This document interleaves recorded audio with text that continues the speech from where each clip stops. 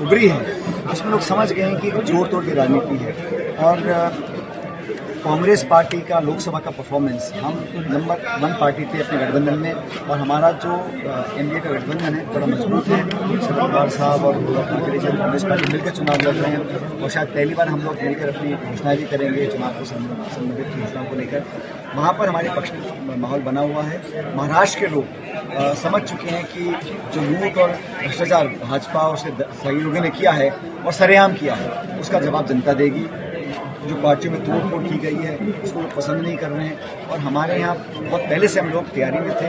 मुझे मराठवाड़ा की जिम्मेदारी दी है, लगभग 50 सीटें वहाँ पर हैं, तो हम लोग अच्छा प्रचार कर रहे हैं और वहाँ पे हमारा गठबंधन मजबूत है। झारखंड में जहाँ भी चुनाव होने वाले हैं वहाँ पर भी बीजेपी बैकफुट पर है, क्योंकि यहाँ के मुख्यमंत्री को जबरदस्ती आप जेल में डाल दें, एजेंसी का दुरुपयोग करें, सीबीआई, ईडी का, इनकम टैक्स का।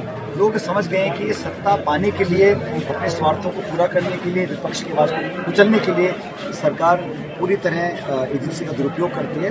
उसका भी रिएक्शन होगा हमारे पक्ष में। सर, डॉक्टर करोड़लाल मीणा लगातार यहाँ कैंपेन कर रहे हैं, तमाम मंत्री यहाँ पर मौजूद हैं। 10 महीने के कार्यकाल को गिनाने के बाद जब पहले भाजपा की सरकार थी और उपचुनाव हुए थे, तब भी अजमेर का उपचुनाव हुआ, बाकी जगह उपचुनाव हुए, वहाँ 30, 50, 60 MLA पड़े रहे, 20 मंत्री वहाँ पड़े रहे। मंत्री और विधायकों को भेजने से वोट नहीं मिलता है। जनता का मन जितना बढ़ता है, अपने कामों से लोगों के बीच में विश्वास पैदा करना पड़ता है। जिस पार्टी का आप कैंडिडेट हैं उस पार्टी ने क्या किया है। अब 11 महीने सरकार को हो गए, कौन से काम कर दिए। आज ग्रामीण क्षेत्र में जाइए, डीएपी, खाद, यूरिया की किल्लत है, कालाबाजारी हो रही है, और लोगों को, किसानों को सरकार की मंशा भी नहीं है।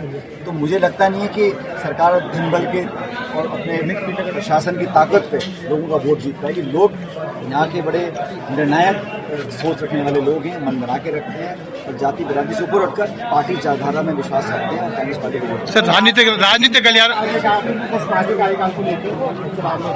अजीत तो मुझे बता देना उन्होंने क्या उपलब्धियां की। उन्होंने घोषणा करी, नौकरी नहीं पाए। उन्होंने कहा कि हम बड़ी मछलियों को पकड़ेंगे, मगरमच्छ पकड़ेंगे, क्या किया, और महंगाई को कंट्रोल करने के लिए कुछ नहीं कर पाए। 10 महीने में सिर्फ आपस में हिसाब हुआ है। कई सारे सत्ता के केंद्र बन गए हैं और निर्णय को ले नहीं पा रहे हैं। अफसरशाही हावी है।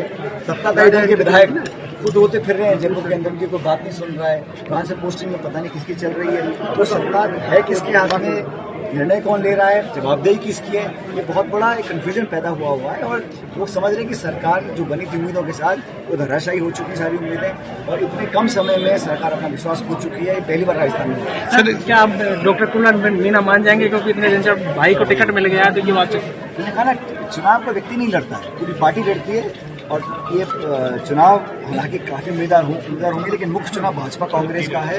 लोकसभा चुनाव में बहुत अच्छी बहुमत से हम लोग यहाँ चुनाव जीते थे, विधानसभा के उपचुनाव में